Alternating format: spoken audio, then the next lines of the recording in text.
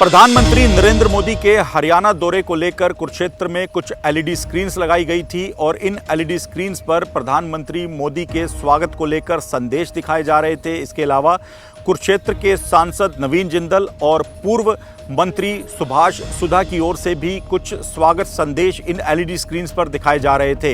लेकिन बताया जा रहा है कि बुधवार और गुरुवार की दरमियानी देर रात को कुछ अज्ञात बाइक सवार वहां पर पहुंचे और इन एलईडी स्क्रीन्स पर पथराव कर दिया, जिसके बाद ये एलईडी स्क्रीन्स पूरी तरह से टूट गई।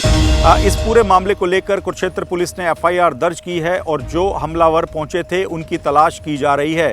बताया जा रहा है कि खास तौर पर इन एलईडी स्क्रीन्स को टारगेट किया गया जिन पर प्रधानमंत्री नरेंद्र मोदी के हरियाणा दौरे को लेकर जानकारियां चल रही थी।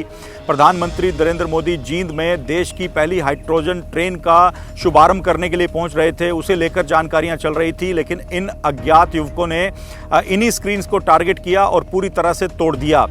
इस मामले को लेकर कुरुक्षेत्र पुलिस अपनी जांच कर रही है। जो जानकारी मिली है उसके मुताबिक करीब 9 एलईडी स्क्रीन्स को टारगेट किया गया और इससे 12 लाख रुपए से अधिक का नुकसान बताया जा रहा है। इस पूरे कार्यक्रम को हैंडल कर रहे थे भारतीय जनता पार्टी युवा मोर्चा थानेसर के मंडल प्रधान विश्वकांत शर्मा। उनकी ओर से कुरुक्षेत्र पुलिस को जानकारी दी गई है और बताया गया है कि 9 एलईडी स्क्रीन्स को टारगेट किया गया है और बुधवार की रात को 8 बजे के आसपास ये स्क्रीन्स लगाई गई थी और लगातार इन स्क्रीन्स पर प्रधानमंत्री नरेंद्र मोदी के स्वागत संदेश चल रहे थे। इन्हीं एलईडी स्क्रीन्स पर जो हरियाणा के जींद में प्रधानमंत्री नरेंद्र मोदी का हाइड्रोजन ट्रेन की शुभारंभ करने का कार्यक्रम है, उसको लाइव भी दिखाए जाने का प्रोग्राम था, लेकिन उससे पहले ही इन स्क्रीन्स को डैमेज कर दिया गया।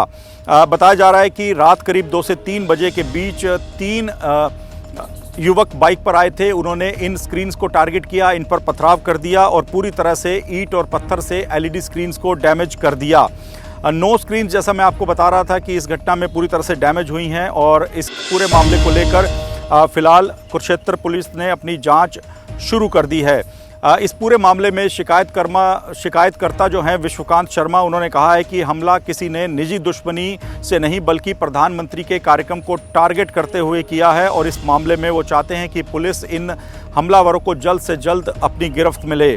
बताया जा रहा है कि इस सबसे पहले सिविल हॉस्पिटल के सामने लगी एलईडी स्क्रीन को टारगेट किया गया। इसके अलावा theme park, Mohan Nagar, sector 5, sector 7, police line, पिपली चौक, कुरुक्षेत्र यूनिवर्सिटी के 2nd और 3rd गेट पर जो एलईडी स्क्रीन्स लगाई गई थी उन पर भी पथराव किया गया। इन युवकों को अच्छे से पता था कि कहां पर बीजेपी के कार्यकर्ताओं ने एलईडी स्क्रीन्स लगाई हैं और इन्हीं स्क्रीन्स को टारगेट किया गया। तो क्या ये पूरा मामला कोई राजनीतिक द्वेष की भावना से किया गया है?